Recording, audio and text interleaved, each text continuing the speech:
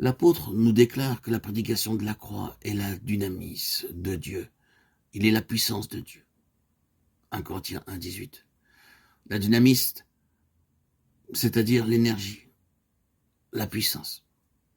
Une puissance, non pas à l'état latent, mais actif. C'est là, c'est dans la croix que Dieu a déposé sa puissance pour la délivrance d'un monde dévasté par le péché et la mort. Et la prédication de la croix met en action, dans les cœurs qui reçoivent le message, la puissance de Dieu. Quand je serai élevé de la terre, j'attirerai tous les hommes à moi, dit Jésus lors de son entretien avec Nicodème. La prédication de la croix, puissance de Dieu, non pas les dissertations, non plus les spéculations sur la croix, mais la simple prédication sans artifice, sans phare, sans sagesse humaine, ou quoi que ce soit qui la voile, telle que fut celle de l'apôtre. À nous, serviteurs de Dieu, de décider si oui ou non nous avons confiance en celui que nous servons.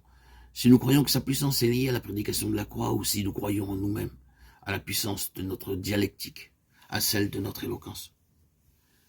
Celui qui a créé le cœur de l'homme, ignorerait-il ce qui peut ouvrir ce cœur? N'aurait-il pas su forger la clé qui y donne accès? Comme la clé à la serrure, ainsi du message de la croix pour mon âme, a dit quelqu'un. Et ceci est vrai pour tous les hommes, qu'ils soient blancs ou noirs, civilisés ou non. La toute-puissance de Dieu est liée au message de la croix. Elle en fait partie intégrante.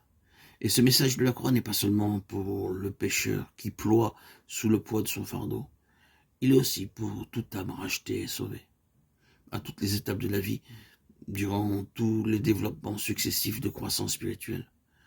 Il soutient, réconforte, donne en tout temps l'aliment nécessaire et n'est jamais épuisé. Il est la puissance de Dieu.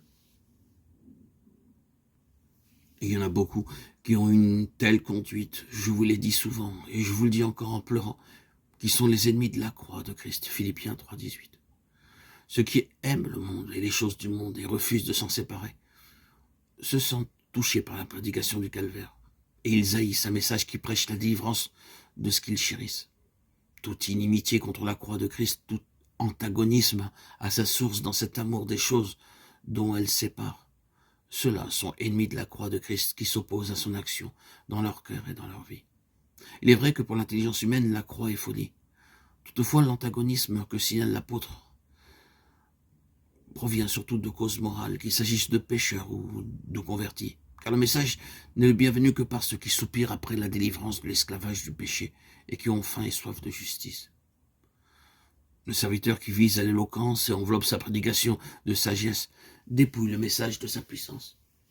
Ceux qui sont attachés aux choses extérieures, aux éléments du monde, paralysent le message. Mais ceux qui aiment le monde prennent nettement position contre la croix de Christ et deviennent ses ennemis. Pensez combien solennel. L'homme s'opposant au plan rédempteur. L'homme ennemi de celui qui est mort pour le sauver.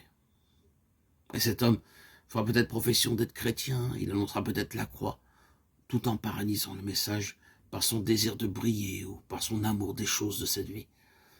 Toute indulgence personnelle est ennemie de la croix de Christ.